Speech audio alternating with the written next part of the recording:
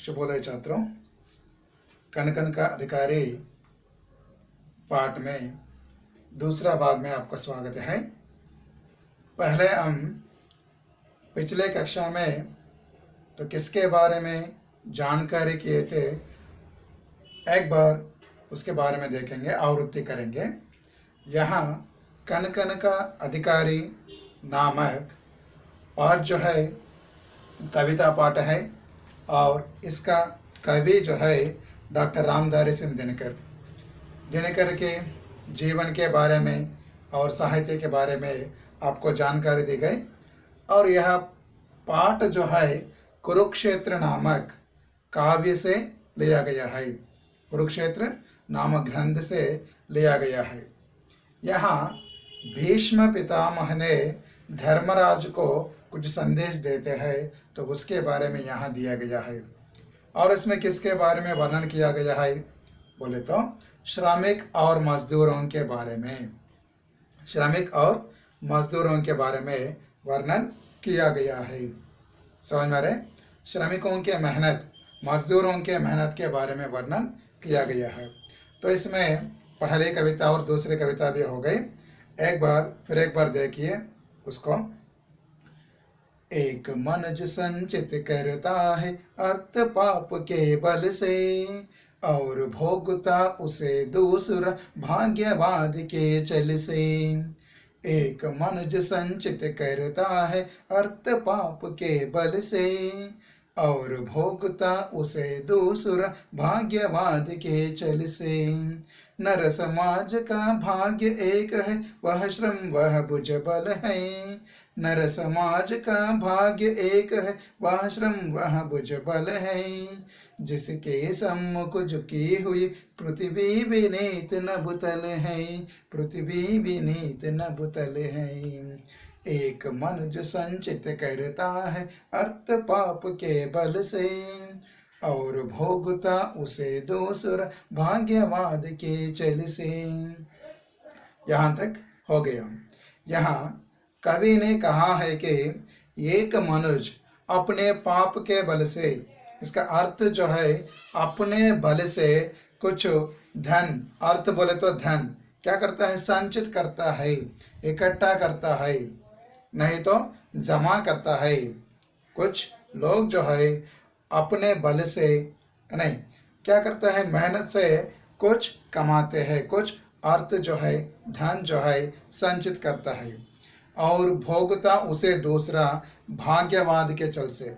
भाग्यवाद बोले तो लक, छल बोले तो धोखा, और कुछ दूसरे आदमी उसके मेहनत के फल को भोगता है, उस धन दौलत को भोगता है कुछ दूसरे आदमी। भाग्यवाद से नहीं तो छल से, धोखे से उसे भोगता है। यहाँ नर समाज का भाग्य एक है, वह श्रम और भुजबल है। नर समाज, ह्यूमन सोसाइटी, नर समाज का भाग्य है, क्या है, ह्यूमन सोसाइटीज लक इज श्रम और भुजबल। श्रम बोले तो हार्डवर्क, मेहनत, भुजबल बोले तो self strength, strength energy. Okay, श्रम और भुजबल नर समाज का भाग्य है। जिसके सम्मुख झुकी हुई पृथ्वी विनीत न भूतल है। इसके सम्मुख मनुष्य के श्रम और मेहनत, श्रम यानी मेहनत, और भुजबल बल के सम्मुख पृथ्वी, पृथ्वी बोले तो अर्थ धरती, विनीत ओबीडियंटली विनयता से, नभ थल, नभ जो है स्काई आकाश, तल बोले तो पाताल अंडर वर्ल्ड। सो ये तीनों जो है आदमी के मेहनत के सामने झुकी हुई है। समझ में रहे? तो आदमी के मेहनत का इतना बड़ा महत्व है, इतना बड़ा महत्व है। क्या है वो? आदमी के मेहनत के सामने, भुजबल के सामने पृथ्वी, नभ और थल विनयता से झुकी हुई है। तो यहाँ तक हो गया। अब आगे देखिए इसके बाद क्या है, किसके बारे में वर्णन किया गया है। देखिए, जिसने श्रम जल दिया उसे पीछे मत रह जाने दो। जिसने श्रम जल दिया उसे पीछे मत रह जाने दो। विजेत प्रकृति से पहले उसको सुख पाने दो, उसको सुख पाने दो। यहाँ देखिए, जिसने श्रम जल दिया, श्रम जल इसका अर्थ जो है श्रम का जल। जब हम श्रम करते हैं हमारे तन से जल बाहर आता है तो उसे हम श्रम जल कहते हैं। इसका दूसरा अर्थ जो है पसीना, क्या है? पसीना, स्वेद जल। श्रम जल शब्दार्थ लिख लीजिए। शब्दार्थ, श्रम जल बोले तो श्रम का जल, नहीं तो पसीना। पसीना इसका अर्थ जो है अंग्रेजी में स्वेट कहते हैं। समझ में रहे?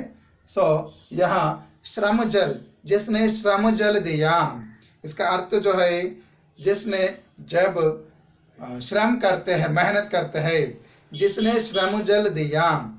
जब हम काम करते हैं पसीना निकलता है हमारे तन से, हमारे शरीर से, वो लोग जो है, इसका अर्थ जो है मेहनत करना है।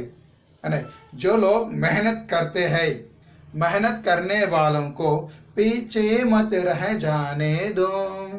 Don't push them back, okay? उनको पीछे मत रह जाने देना।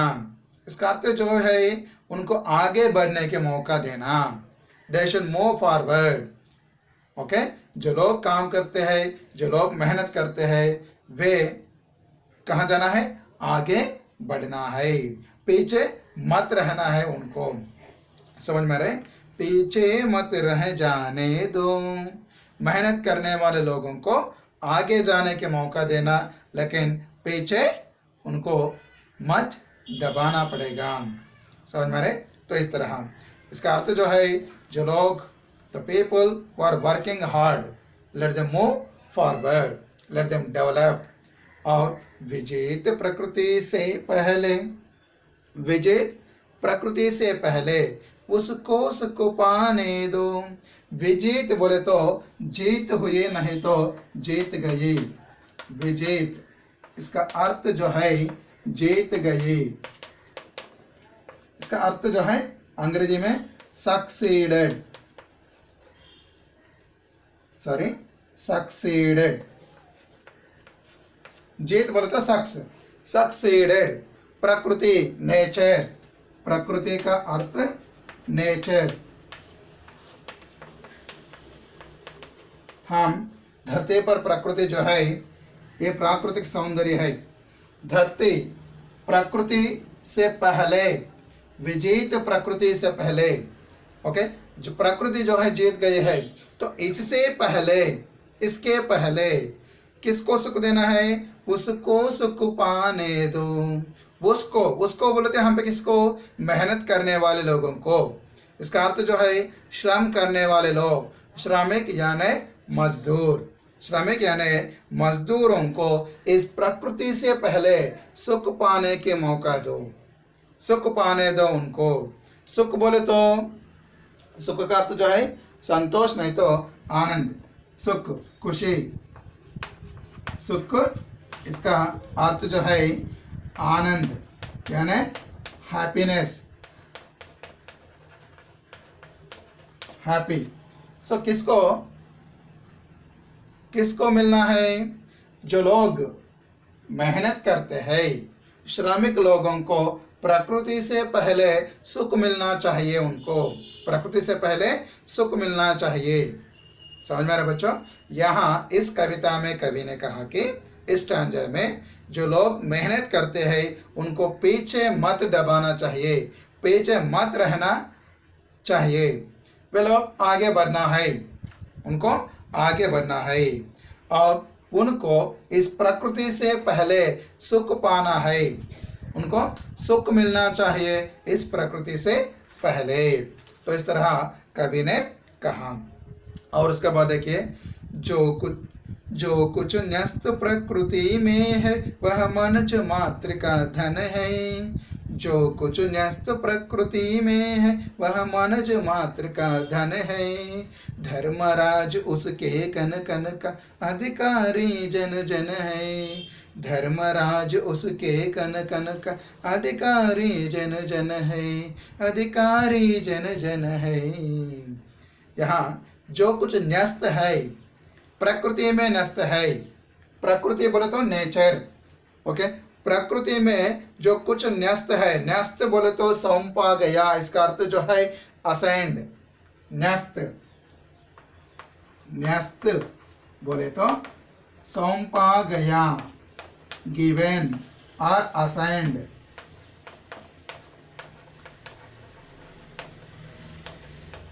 असेंड जो कुछ है इस प्रकृति में, जो कुछ न्यस्त है, ओके।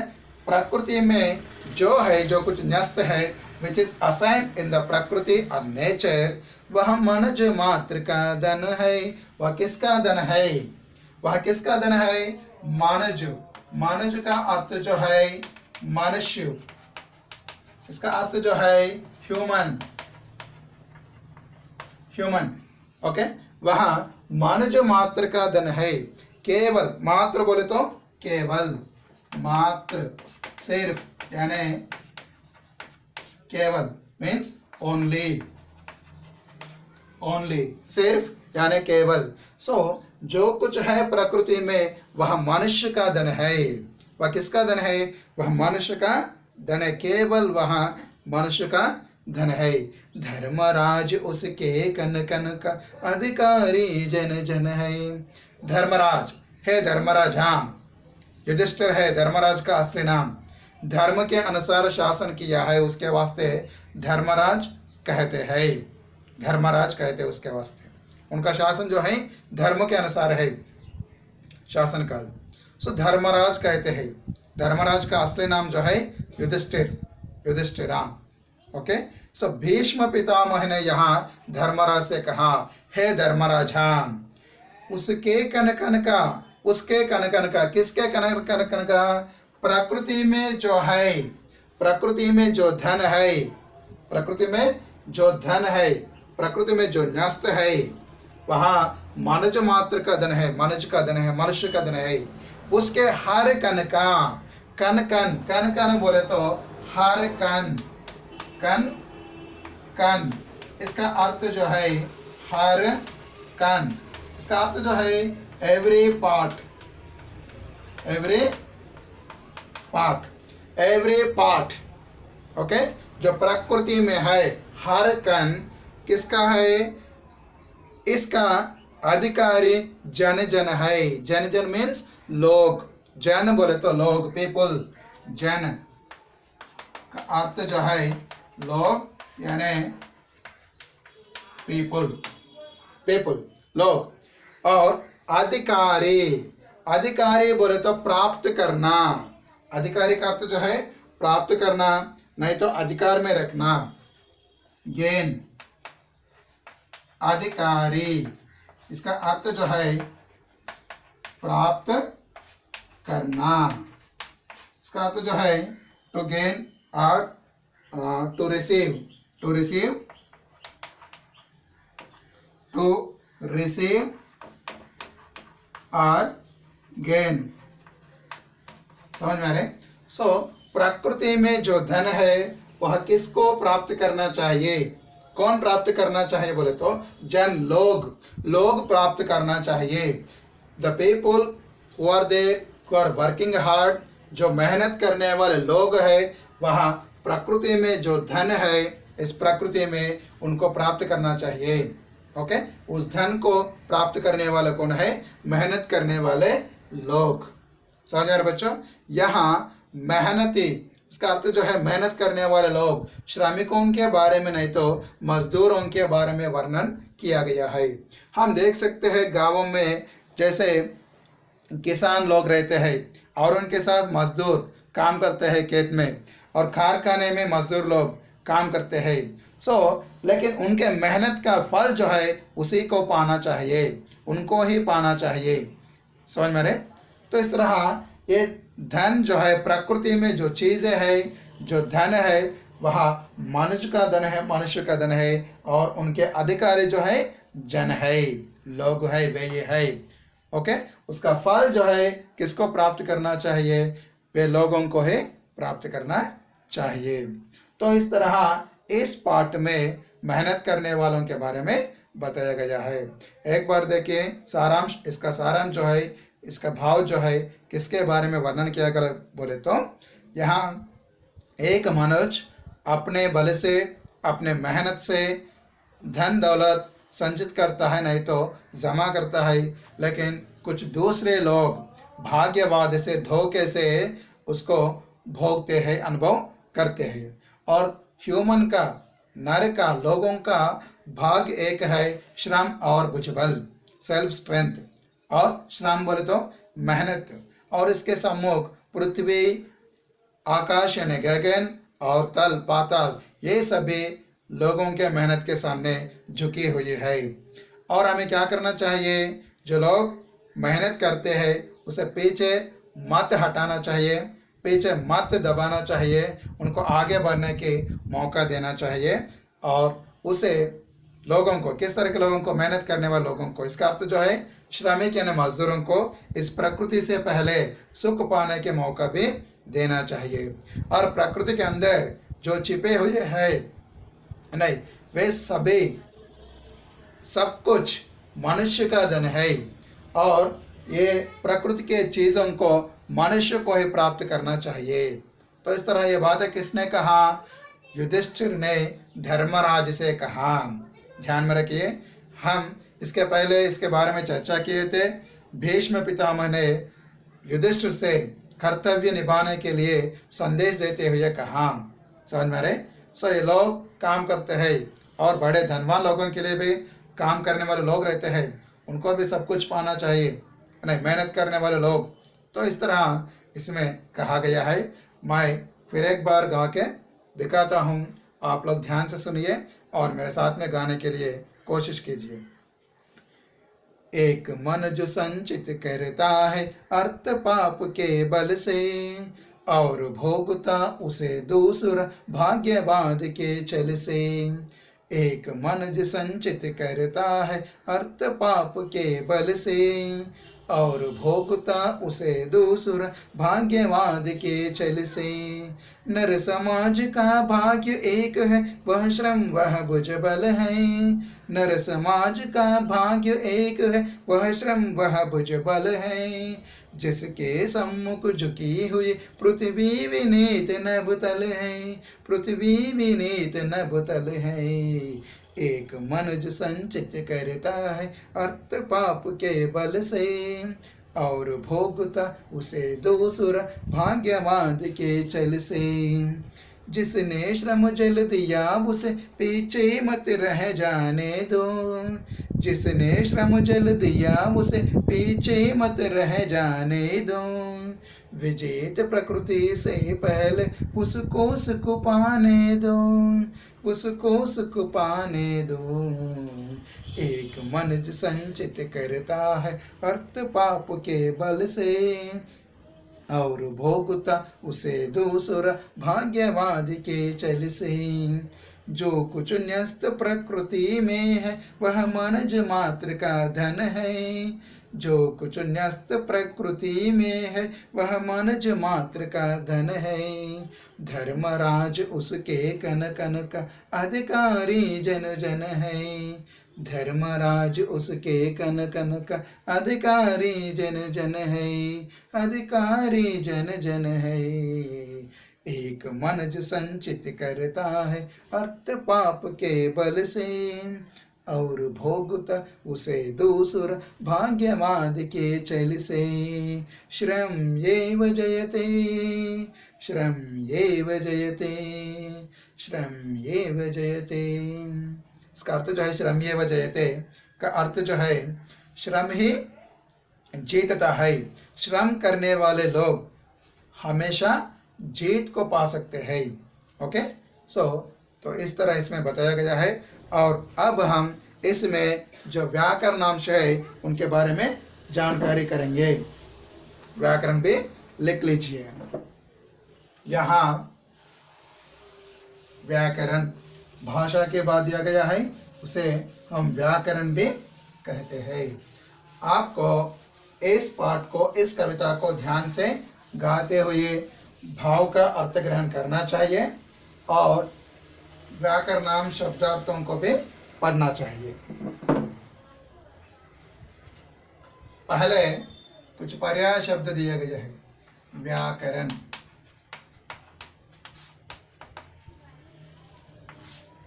पर्याय वाची शब्द। पर्याय शब्द यानी पर्यायवाची शब्द, दोनों एक ही है।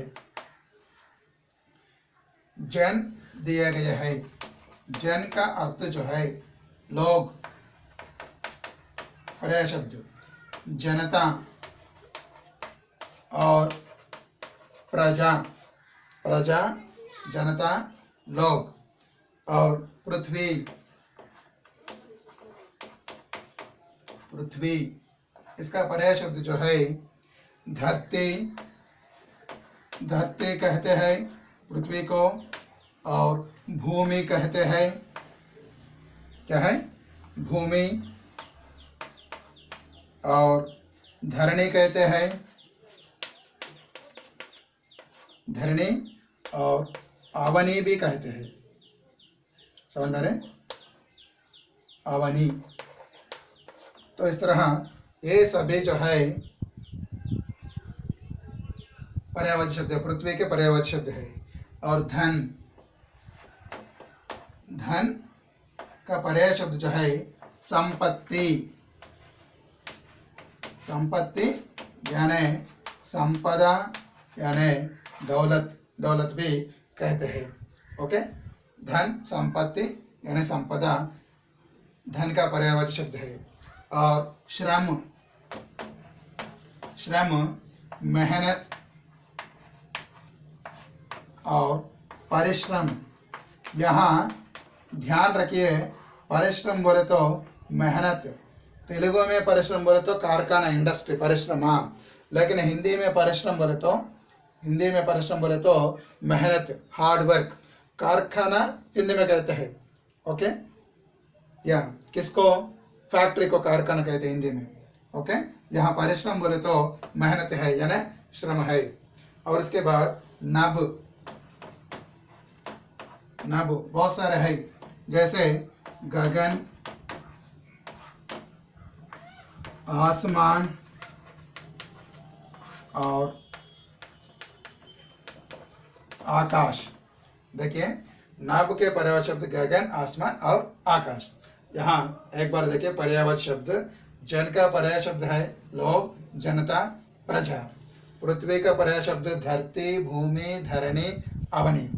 और धन का पर्याय शब्द संपत्ति, संपदा। श्रम का पर्याय शब्द मेहनत और परिश्रम।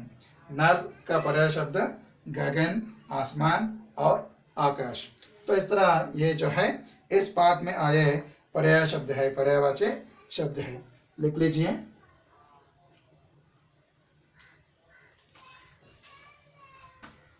और इसके बाद विलोम शब्द है।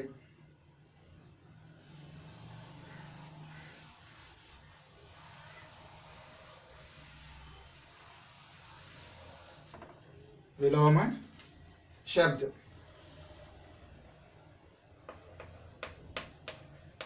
विलोम शब्दों का अर्थ जो है अपोजिट वर्ड्स। विलोम शब्द कहते हैं, उल्टे अर्थ वाला शब्द भी कहते हैं इन्हें। विलोम शब्द, उल्टे अर्थ वाला शब्द और विपरीतार्थक शब्द। यहाँ देखिए कुछ विलोम शब्द दिए गए हैं। पाप, पाप का विलोम शब्द पुण्य, पाप का विलोम शब्द जो है पुण्य। और सुख,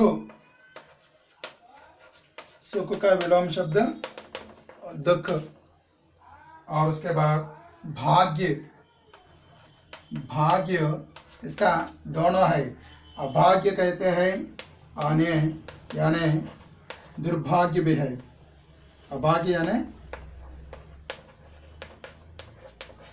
दुर्भाग्य, अभाग्य यानी दुर्भाग्य। और उसके बाद देखिए पीछे, पीछे सामने, पीछे का अर्थ बैक और सामने, सामने बोले तो फ्रंट, पीछे जो है बैक, सामने फ्रंट। यहाँ देखिए पाप का विलोम शब्द पुण्य है, सुख दुख, भाग्य अभाग्य यानी दुर्भाग्य, और पीछे सामने, यह जो है विलोम शब्द है। और वहाँ भी है, वहाँ का विलोम शब्द यहाँ, ठीक है, लिख लीजिए। और उसके बाद संधि विच्छेद है, देखिए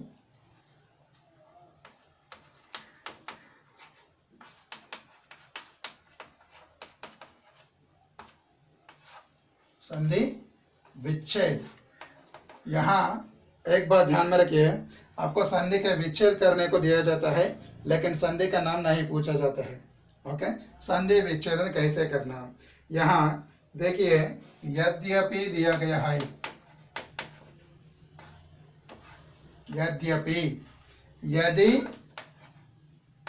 प्लस अपि, यद्यपि, इसे हम यन संधि कहते हैं। यहाँ एक आर है, इसमें आ जोड़ने से या बनता है, या बनता है, ये प्लस आ जोड़ने से या बनता है। यहाँ देखिए या, तो ये जो है यन संधि कहते हैं, यद्यपि।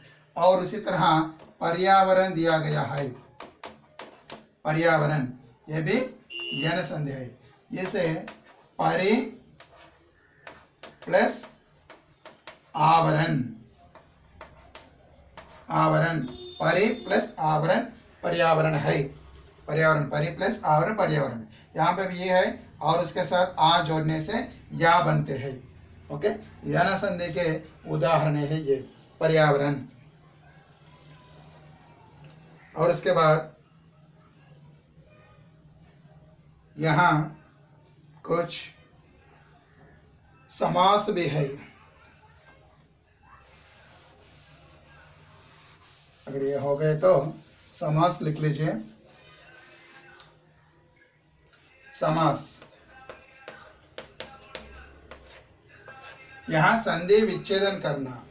ओके, यहाँ समास है, समास के जानकर आपको इसके पहले 9वीं कक्षा में दी गई है। समास जो है दोनों शब्दों को मिलाकर लिखते हैं, संधि अलग करते हैं, संधि विच्छेदन नहीं, लेकिन समास में शब्दों को मिलाकर लिखते हैं। जैसे देखिए श्रम जल, श्रम जल दिया गया है, इसका समास विग्रह जो है, समास विग्रह, नहीं तो मिटा के लिख देता पूरा। यह हो गया।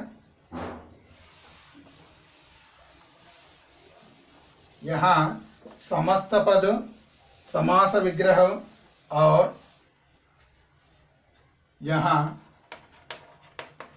समास, इसमें जो शब्द है उसे हम समस्त पद कहते हैं। इसका अर्थ जो है समास के पद। और समास विग्रह, समास विग्रह तेलुगु में क्या बोलते हैं, इसे विग्रह वाक्य में बोलते हैं। ओके, और समास का नाम, समास का नाम कौन से समास है। यहाँ समस्त पद दिया गया है, देखिए श्रम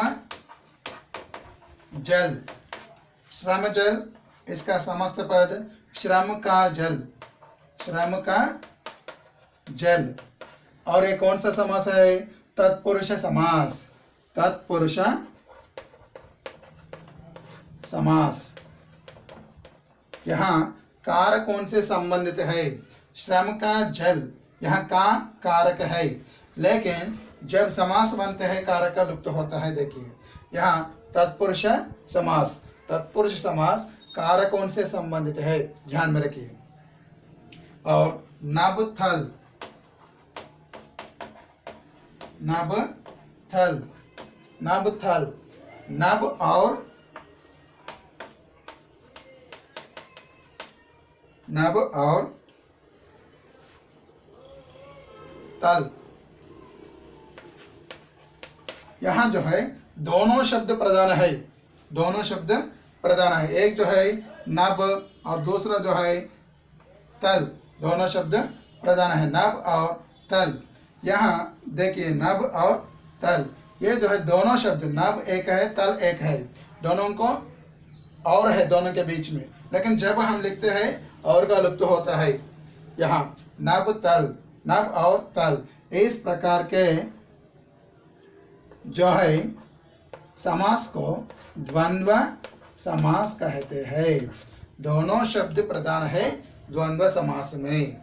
और उसके बाद देखिए भुजबल, भुजबल, यहाँ भुज का बल, भुज का बल, भुज का बल। और ये भी किस प्रकार का है, जैसे श्रम का जल है उसी तरह का है तत्पुरुष समास, तत्पुरुष समास, ये भी कारकों से संबंधित है। ओके या तो ये जो है समास दिए गए है यहाँ पे। श्रम जल जो है, श्रम का जल है तत्पुरुष समास, और नभ तल, नभ और तल द्वंद्व समास है, और भुजबल समास विग्रह जो है भुज का बल तत्पुरुष समास।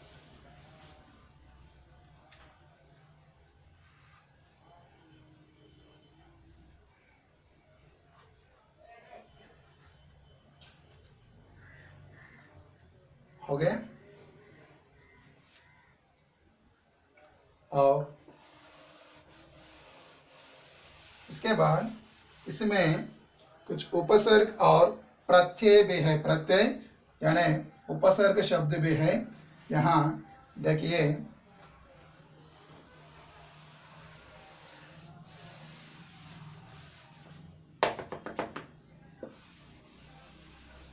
उपसर्ग, ध्यान रखिए उपसर्ग जो है शब्द के पहले जुड़ने वाले अक्षर यानी शब्द, उसे हम उपसर्ग कहते हैं।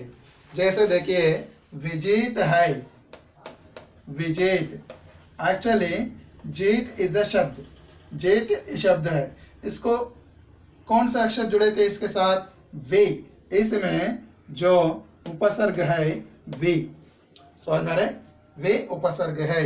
और उसी तरह भाग्य में आ जोड़ने से अभाग्य, इसमें कौन सा है, भाग्य शब्द है लक, आ जोड़ने से अभाग्य, अनलक, अनफेट, यहाँ आ उपसर्ग है। और उसके बाद दुर्भाग्य, दुर्भाग्य, यहाँ दुर प्लस भाग्य, यहाँ दुर, भाग्य में दुर जोड़ने से दुर्भाग्य है। और उसके बाद देखिए सौभाग्य, सौभाग्य, भाग्य में सो जोड़ने से सौभाग्य, यहाँ सो, सो जो है उपसर्ग है। और अब प्रत्यय देखिए, प्रत्यय बोले तो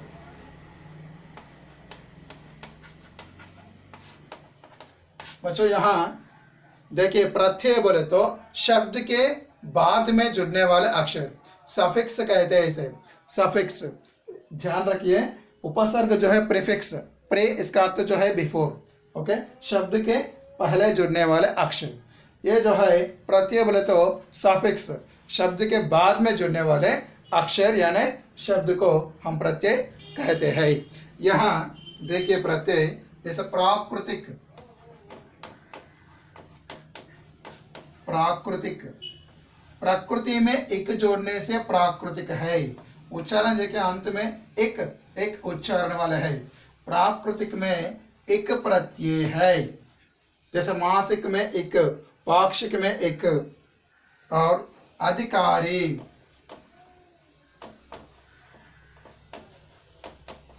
अधिकार प्लस ई, अधिकार में ई जोड़ने से अधिकारी, इसमें अंत वाला देखिए उच्चारण ई, सो इसमें प्रत्यय जो है ए है।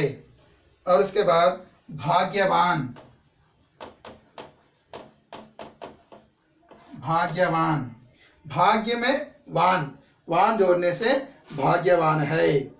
यहाँ इसमें क्या है, वान, भाग्यवान, वान जोड़ते हैं इसमें, ये जो है फर्क है। उपसर्ग और प्रत्यय में ये फर्क है। उपसर्ग बोले तो शब्द के पहले जुड़ने वाले अक्षरों को उपसर्ग कहते हैं।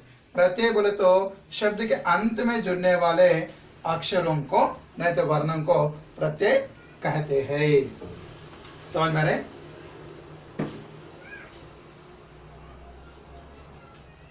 और इसमें कुछ पुनरुक्ति शब्द दिया गया है और युग्म शब्द है, कुछ भाववाचक संज्ञा शब्द भी है, उन्हें लिख लीजिए।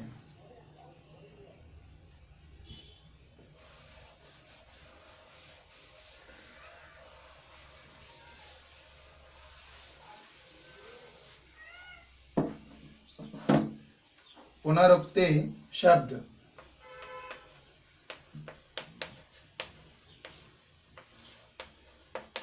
पुनरुक्ति शब्द जो है रिपीटेड वर्ड्स है। जैसा दिया गया है, देखिए कन, इसके साथ फिर कन है, कन कन, समझ में आ रहे? कन कन, एक ही शब्द इसके साथ में दोबारा है तो उसे पुनरुक्ति शब्द कहते हैं। पुनः प्लस उक्ति पुनरुक्ति। और उसी तरह दिया गया है जन जन, यहाँ पे भी देखिए समान शब्द है, समान शब्द है, पुनरुक्ति शब्द है ये। लेकिन इसके बजाय दोनों अलग अलग शब्दों को जुड़ने से उन्हें क्या कहते हैं, युग्म शब्द कहते हैं, कंबाइंड वर्ड्स, युग्म शब्द। ये जो है कंबाइंड वर्ड्स है, युग्म शब्द बोले तो कंबाइंड वर्ड्स। फर्क देखिए दोनों के बीच में जो फर्क है, युग्म शब्दों में यहां दिया गया है नर समाज। यहां देखिए नर अलग शब्द है, समाज अलग शब्द है। नर का अर्थ ह्यूमन, समाज का अर्थ सोसाइटी, नर समाज। यहाँ युग्म शब्द है, दोनों शब्द अलग अलग शब्द है यहाँ पे। और नब तल, नब तल, नब अलग है और तल अलग है। और श्रम जल, श्रम जल, श्रम अलग शब्द है और जल भी अलग शब्द है। श्रम और जल, श्रम और जल, नब और तल, नर समाज, नर और समाज दोनों अलग से शब्द है। नब एक शब्द है, तल एक शब्द है, और श्रम एक शब्द है, जल दूसरा शब्द है। इस तरह दोनों अलग अलग शब्दों को मिलाकर लिखने से युग्म शब्द बना सकते हैं। ओके, लेकिन एक ही शब्द को दो बार लिखे तो, साथ में लिखे तो वो पुनरुक्ति शब्द है। ठीक है बच्चों, या लिख लीजिए। और उसके बाद कुछ भाववाचक संज्ञा शब्द है, उन्हें भाववाचक संज्ञा बना सकते हैं। भाववाचक संज्ञा जो है शब्दों के गुण के बारे में, नहीं तो दशा के बारे में, नहीं तो अवस्था के बारे में बताने वाला शब्द जो है, इमोशंस और सम क्वालिटीज। ओके, भाववाचक संज्ञा बनाना, भाववाचक संज्ञा शब्द बनाना। भाववाचक संज्ञा में क्या करना है, परिवर्तन करना, नहीं तो बनाना। भाववाचक संज्ञा शब्द बनाना। शब्दों से हम भाववाचक संज्ञा कैसे बना सकते हैं? यहाँ देखिए पाठ्य पुस्तक में दिया गया है मनुष्य है, मनुष्य, मनुष्य से भाववाचक संज्ञा, यह मनुष्य संज्ञा है, इससे भी हम भाववाचक संज्ञा बना सकते हैं। कैसे बनाना? मनुष्य में ता प्रत्यय जोड़ना, मनुष्यता भाववाचक संज्ञा। मनुष्य जो है संज्ञा है, मनुष्यता भाववाचक संज्ञा, भाववाचक संज्ञा शब्द बनाना है इस तरह। और मजदूर, मजदूर, मजदूर में ई जोड़ना है, मजदूरी, मजदूरी भाववाचक संज्ञा है, ये भाववाचक संज्ञा शब्द है। मनुष्य में ता जोड़ने से मनुष्यता और मजदूर में ए जोड़ने से मजदूरी। तो इस तरह हम भाववाचक संज्ञा उनको बना सकते हैं। ओके, तो या देखिए बच्चों, यहाँ तक इस पार्ट भी हो गया। चौथा पार्ट कनकन का अधिकारी भी का अर्थ ग्रहण करना हो गया आपको, इसका एक्सप्रेशन भी हो गया। चौथा पार्ट भी आपको क्या करना है, पार्ट को फिर एक बार ध्यान से पढ़ना है और पार्ट के अंत में जो व्याकरणांश ये दिए हैं इनको भी ध्यान से पढ़ना है। ठीक है बच्चों, मैं आशा करता हूँ कि आपको ये पार्ट समझ में आए। फिर एक बार पढ़िए इस पार्ट को। ठीक है बच्चों, घर में ही रहिए, सुरक्षित रहिए। धन्यवाद।